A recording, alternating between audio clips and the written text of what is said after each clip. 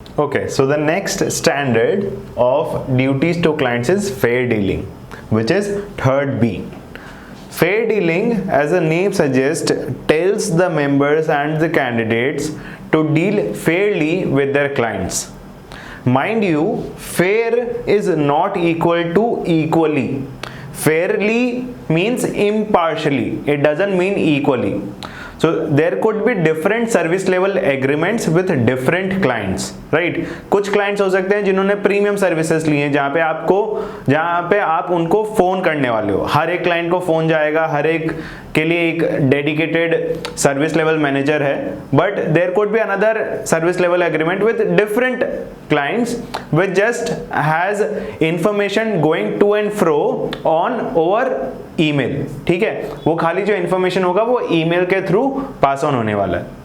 यहाँ पे fair dealing means जो भी प्रीमियम सर्विसेज हैं उनको साथ में इंफॉर्मेशन जा रहा है, और ये जो लेवल 2 वाले हैं उनको सबको साथ में इंफॉर्मेशन जा रहा है. It not at all mean that दोनों को आपको सिमिलरली सबको फोन कॉल जाना चाहिए, सबको मेल जाना चाहिए, ऐसा नहीं है. सो फेयर डीलिंग मीन्स जो भी सर्विस लेवल एग्रीमेंट है उसके हिसाब से आप उन क्लाइंट्स को सेम लेवल पे सर्विस कर रहे हो. It doesn't mean equally, right? Let's understand what the standard says as pointers.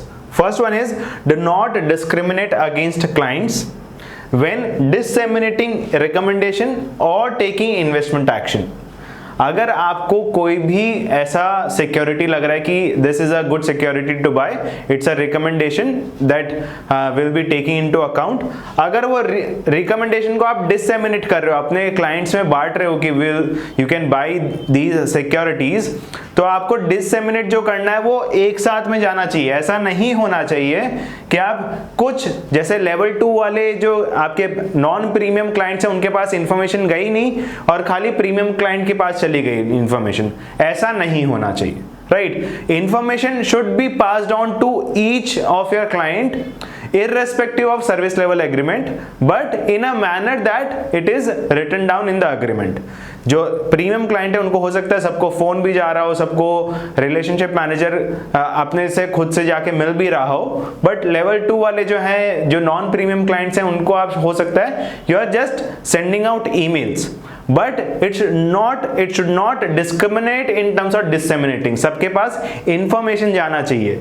They should have a fair opportunity. So you should give all the clients a fair opportunity to act on every recommendation, right? ऐसा नहीं होना चाहिए कि non premium client के पास वो information गया ही नहीं, they couldn't act on it, और आपने खाली प्रीमियम क्लाइंट में ही वो सिक्योरिटी ऐड करवा दिया.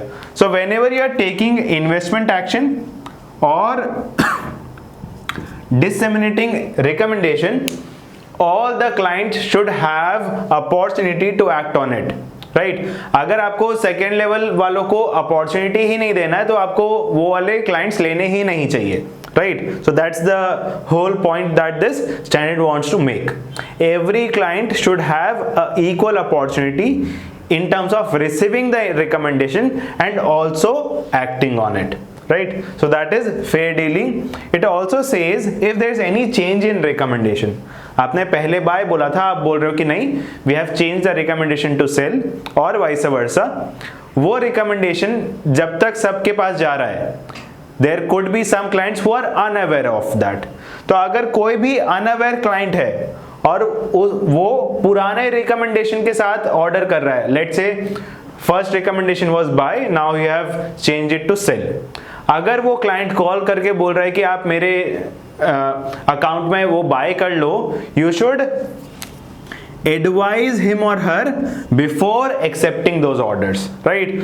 You need to give them opportunity to hear you out in terms of change in recommendation. आपको उनको बताना पड़ेगा कि पहले हम बाय बोल रहे थे, अब सेल हो गया है, there's a change in recommendation and accordingly they can act on it, right? So fair dealing क्या बोलता है?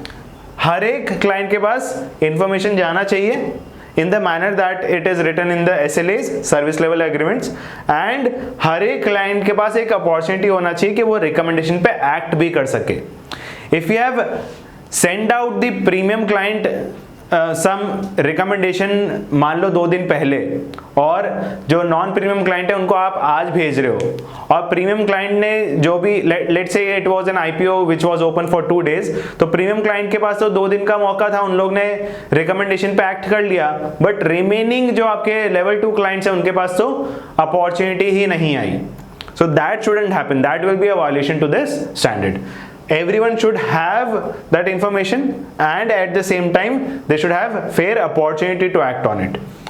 And at the same time, if there is any change in recommendation, you should advise unaware clients before accepting orders. That is your 3B, which is fair dealing.